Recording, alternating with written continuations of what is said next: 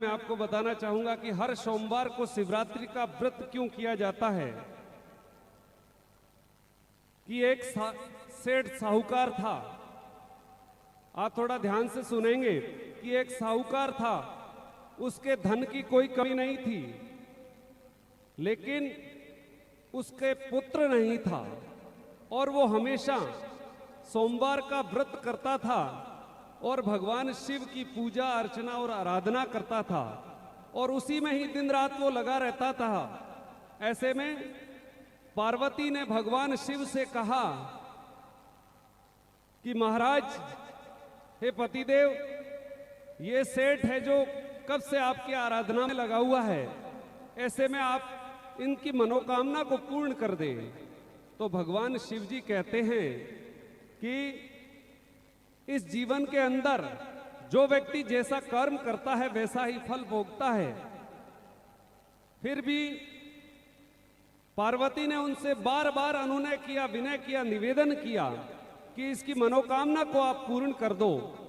तब भगवान शिव उसकी मनोकामना पूर्ण करते हैं। वो वरदान देते हैं कि सेठ के एक बालक तो होगा, लेकिन उसकी उम्र महज है वो 12 वर्ष की होगी, 12 वर्ष तक वो जिंदा रहेगा। ये सारी बात सेठ सुन रहा था, लेकिन वो भगवान शिव जी की आराधना में लगा ही रहा। और कुछ दिनों बाद उस सेठ के घर में पुत्र का जन्म होता है और जब वो 11 वर्ष का हो जाता है, 11 वर्ष का होने पर वो सेठ अपने साला जी को बुलाते हैं और वो उनसे कहते हैं कि इसको पढ़ाने के लिए आप काशी ले जाए। और वो मामा भांजा दोनों काशी पढ़ाई के लिए प्रस्थान करते हैं, वहां से रवाना होते हैं। और उनसे वो कहता है कि आप रास्ते में जहां भी रुको वहां पर यज्ञ अनुष्ठान करना और ब्राह्मणों को भोजन करवाकर उनको दान दक्षिणा देना। तो एक दिन उन्होंने यज्ञ किया और ब्राह्मणों को दान दक्षिणा दी और रात हो गई और वहां पर वो एक ऐसे नगर के अंदर रुके जहां पर उस नगर के राजा की राजकुमारी का विवाह होने जा रहा था। और राजकुमारी का विवाह हो रहा था, जिसके साथ हो रहा था वो एक आंख से काना था। और जो बारात लेकर आए थे उन्होंने बड़ी तरकीब निकाली। उन्होंने सोचा कि क्यों नहीं, मेरा बेटा एक आंख से काना है और मैं राजकुमारी का विवाह है जो सेठ का लड़का है उसके साथ करवा दूं, दुल्हे के कपड़े उनको पहना दूं और विवाह करवा दूं। और उसने वैसा ही किया और दुल्हे के कपड़े पहनाकर उस राजकुमारी के साथ उसका विवाह करा लिया। लेकिन सेठ का जो लड़का था उसको ये बात न्यायोचित नहीं लगी कि ये तो बात ठीक नहीं है। जब उसका विवाह हो रहा था तब उन्होंने राजकुमारी की चुन्नी पर एक लाइन लिख दी कि जिसके साथ तेरा विवाह विदाई होनी है वो तो एक आंख से काना है। विवाह मेरे साथ हो गया और मैं तो काशी पढ़ने के लिए जा रहा हूं। ये बात उन्होंने लिख दी और राजकुमारी जब उसको पढ़ती है और उसके पिताजी को इस बात का पता लग जाता है कि मेरा दामाद तो एक आंख से काना है, तो वो मना कर देता है कि मैं मेरी बेटी को, राजकुमारी को विदा नहीं करूंगा। और वो बारात है वो बेरंग लौट जाती है। और फिर वहां से वो मामा भांजा काशी के लिए प्रस्थान करते हैं और वहां पर कई दिनों तक रहते हैं। और जिस दिन वो सेठ का लड़का 12 साल का हो जाता है, उस दिन एक शानदार यज्ञ का आयोजन मामा करते हैं। और उसी दिन उस भांजे की तबीयत है वो खराब हो जाती कि मामा जी मेरी आज तबीयत ठीक नहीं है, क्योंकि भगवान शिव ने उनको वरदान दिया था कि 12 वर्ष तक ही तुम जिंदा रहोगे। और उसकी तबीयत खराब हो गई और उसके प्राणांत हो गए, यानी वो खत्म हो गया। और उसके मामा जी बड़े जबरदस्त विलाप करने लगे। और संयोगवश वहीं से शिव और पार्वती जी जा रहे थे, उनको देखा। पार्वती जी ने मामा जी के विलाप को देखा कि बड़ा क्रूर क्रंदन कर रहा है, उससे रहा नहीं गया। और उन्होंने कहा कि हे शिव शंकर, इसको आप जिंदा कर दो।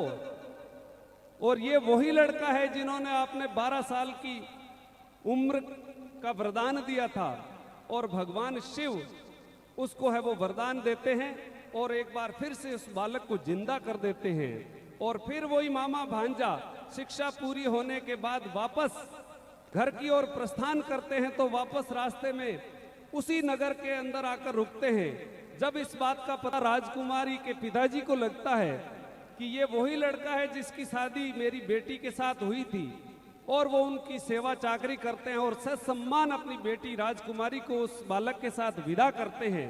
और इधर वो बालक का पिता है जो सेठ, वो दिन रात हर सोमवार को व्रत करता और भगवान शिव की आराधना पूजा अर्चना वो करता, उसी में लगा रहा। वो मन ही मन सोच रहा था कि हो सकता है कि मेरे बेटे की मृत्यु के समाचार आ जाएं। इतने में वो राजकुमारी को वधू को लेकर और उसका मामा और उसके घर आ जाते हैं, और उसकी खुशी का कोई ठिकाना नहीं रहता है। यानी यह है सोमवार की व्रत का फल जो उन्होंने बेटे के लिए किया, और उन्होंने बेटे की प्राप्ति हुई और वधू के साथ उसका आगमन हुआ। तो आप हर सोमवार को भगवान शिव का व्रत करें, और इसी व्रत का ये महत्व है, और तब से जाकर ये सोमवार का व्रत शुरू हुआ है, और उससे लगातार आप है वो हर सोमवार को व्रत करते आ रहे हैं। एक दो और छोटी लघु कथाएं हैं, मैं आपको सुनाऊंगा जब बीच बीच में कुछ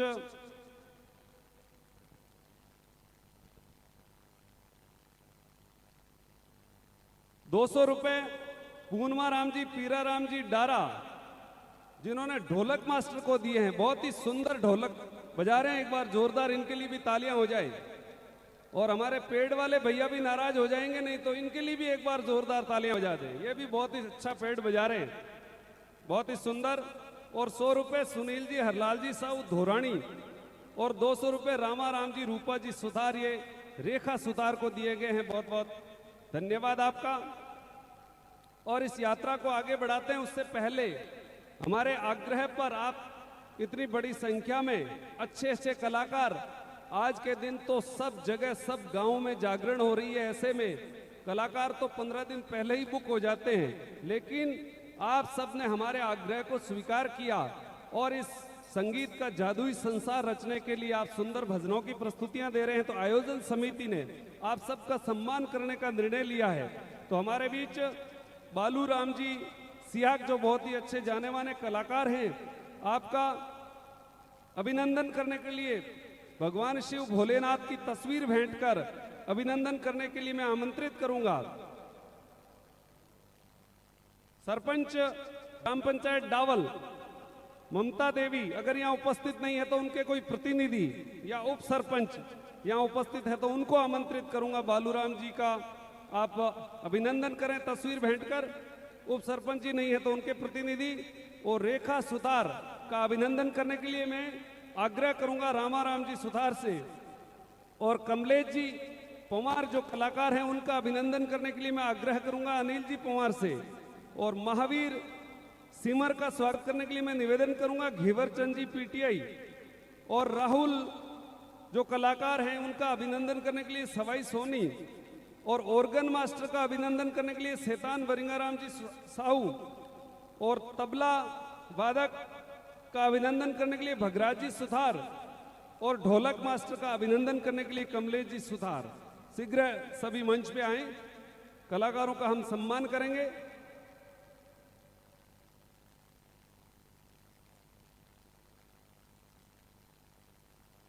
बालूराम जी का अभिनंदन कोई सरपंच प्रतिनिधि या उप सरपंच प्रतिनिधि यहां उपस्थित है तो सादर आमंत्रित है।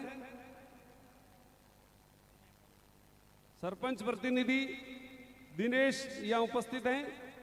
रेखा सुतार का अभिनंदन करने के लिए रामाराम सुतार शीघ्र मंच पे आए, समय का अभाव है।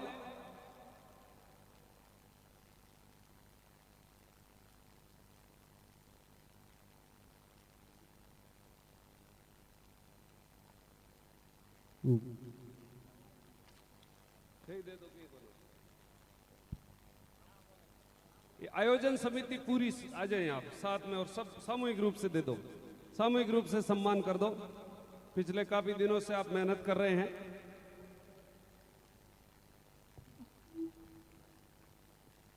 सभी कलाकारों का सम्मान सामूहिक रूप से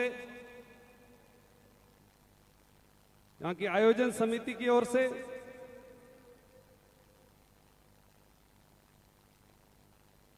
भगवान शिव का यह दरबार, बहुत ही भव्य और दिव्य आयोजन।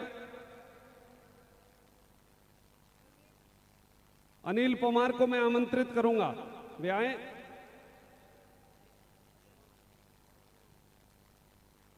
अनिल पवार शीघ्र मंच पे आए, जो इस आयोजन को इस अंजाम तक पहुंचाने में जिन्होंने काफी मेहनत की है। अनिल पवार को मैं आमंत्रित करूंगा कि वे आए। बालूराम जी का अभिनंदन, सबका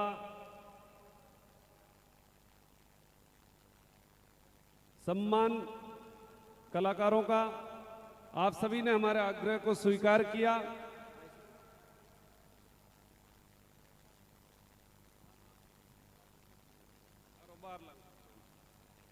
एक बार फिर से मैं इस यात्रा को आगे बढ़ाना चाहूंगा और फिर से रेखा सुथार को आमंत्रित करूंगा, जो एक भजन की प्रस्तुति लेकर आपके बीच उपस्थित हैं। और उसके बाद हम